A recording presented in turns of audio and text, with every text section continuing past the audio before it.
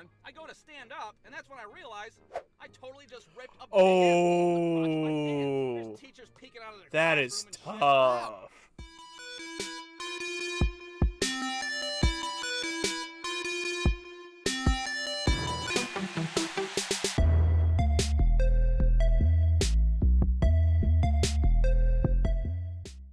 What is going on, everybody? Welcome back to another video. It is Logan, and today I have another reaction video.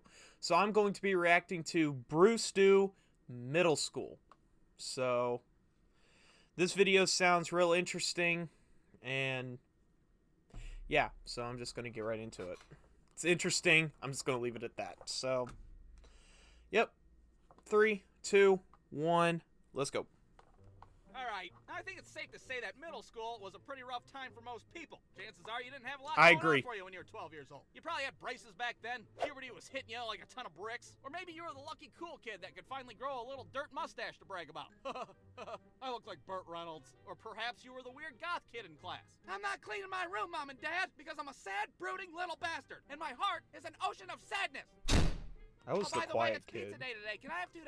But for me personally, middle school marked what I would like to call my spiky hair phase. And that consisted of me slathering a bunch of LA Looks hair gel into my head and then spiking my hair up so that it resembled the ass of a porcupine. You had to be careful because it was like having a lethal weapon on the top of your head. If you're screwing around, you accidentally trip in the hallways, all of a sudden you're getting charged with second-degree manslaughter and shit. I have to say that my first day of middle school did not go as well as I wanted it to. I mean, it started off pretty good. It never I hopped off the does. bus looking It never fresh as hell. does. I'm wearing my finest Limp Bizkit t-shirt. My hair is nice and dangerous. My goddamn trapper keeper's the size of a small child. I was all set to go. But since this was a new school, I had no idea where the hell I was going. I'm wandering around the hallways looking for my first class, clueless as normal hell. first days go. Is this room 208? Kid, this is the fucking bathroom. Can you not talk to me while I have my dick in my hand? I'm asking random people in the hallway. Hey, do you know where room 208 is? I have no idea, kid. I'm the janitor. I'm drunk as hell right now. So now I'm starting to panic, and it's the type of panic that gives you nightmares later on in life. Where the hell is room 208? So now I'm running down the hallway like I'm in a goddamn Jason Statham movie, and just when I'm about to get to the classroom, I trip over my own feet and eat shit in the hallway. My giant trapper keeper Damn. soars through the air and smokes a bunch of children. I go to stand up, and that's when I realize I totally just ripped a big asshole in the crotch of my pants. There's teachers peeking out of their That classroom is and shit. tough. Wow, who the hell still wears whitey tighties? I don't know, but I can see that kid's balls right now, and I sure don't like it. Now I have to use my big ass trapper keeper as a shield to guard my crotch for the rest of the day. Okay, not a great way to start your middle school career. So let me give you a brief summary of a few classrooms that I went to on that first day of middle school.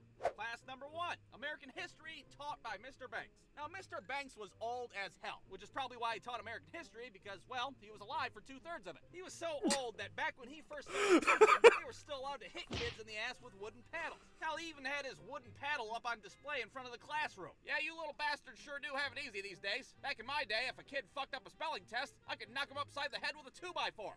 Class number 2, Algebra, taught by Mrs. Salo. Now, Mrs. Salo was also old as hell, just not old enough to beat up children back in the day and get away with it. Instead, she would beat kids over the head with mathematics. I mean, this was our first dose of algebra as a kid. Our 12-year-old brains couldn't comprehend it. Mrs. Salo, are you drunk or something? Why the fuck are you putting letters in mathematics? Class number 3, lunch. Alright, not really a class, but I don't give a damn. Now, the lunchroom was ran by a guy named Mr. Watson. And Mr. Watson was a weird dude. He wore a purple suit, he had a jerry curl that was absolutely flawless, and he was the size of a goddamn Megazord. This dude was like 6'7". There was a rumor that he used to be an offensive lineman for the Indianapolis Colts. Now, whether that was Very true or not, interesting. I don't know, because there was also a rumor that he beat up a goddamn Kodiak brown bear.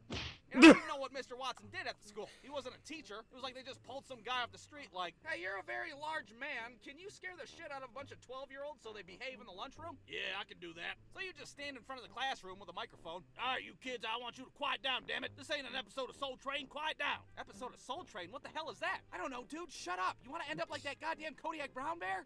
Class number 4, English class, taught by Mr. Delato. Now, there's no two ways about it. Mr. Delato was just purely insane. He was like the cross of Mr. Clean and a drunk homeless guy that had a concussion. That was Mr. Delato. He'd sit up at his desk and talk to himself. I don't know what we're gonna do today. What are we gonna do today? Anybody know what we're gonna do today? I don't know what we're gonna do today. Is this guy possessed by the devil? What the hell is going on? He'd throw erasers at kids that weren't paying attention. You over there, can you tell me what a preposition is? A what?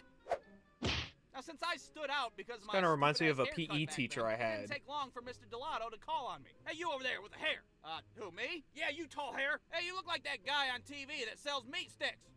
The who? You know the guy on TV with the meat stick? He goes, eat me. You know the guy. Now, nobody knew what the hell Mr. Delato's incoherent ass was talking about. But apparently, he was talking about the guy that does the Slim Jim commercials. Oh, yeah, snap into a Slim Jim. No, not Macho Man Randy Savage. I mean, this weird guy. Snap into a Slim Jim. Eat me. So The apparently fuck? to Mr. Delato, my hair didn't look like a porcupine's ass. It looked like a goddamn beef stick. Go ahead and say what the beef stick guy says on TV. Say, I have "Eat never me." seen that commercial No, I'd rather before. not do that. Go in front of the whole classroom and yell, eat me, goddammit. So there I am in front of my 7th grade class, crotchless, about to recite a goddamn TV Crotchless. commercial. Eat me! Louder and with more enthusiasm. Eat me! Somebody kill me, please! Now the whole class is losing their shit. Wow, who the hell still wears whitey tighties? I don't know, but I can see that kid's balls right now, and I sure don't like it. So needless to say, when I got home from school that day, that LA Looks hair gel went straight into the garbage, and my ass never spiked my hair again. So the next time you think you were awkward or weird in middle school, just be glad you didn't become Slim Jim's new 12-year-old crotchless mascot. Step into a Slim Jim! Eat me! BruceDude.com. That's great. Yeah. My middle school experience wasn't that good. In 6th grade, I went through, I think, like 20 teachers. So when I was in middle school, we had like 7 classes that we went to, not including lunch. 7 classes, and there was only one teacher that remained there the entire school year. All the other teachers either quit or got fired, or God knows what happened to them. And it would just be something where they were there one day, and then the next day they just weren't there, and we had a different teacher, or we didn't have a teacher at all. My history teacher that year, my history class that year, we didn't have a history teacher for like 3 months. Same with a reading teacher. And so we pretty much just had substitutes. It was definitely a weird year. We just basically just rode that year out. Like we didn't really do much because we just didn't have teachers. And like it was so bad they didn't even make a yearbook for that year. That's pretty much that. But yeah, I didn't really enjoy my time in middle school.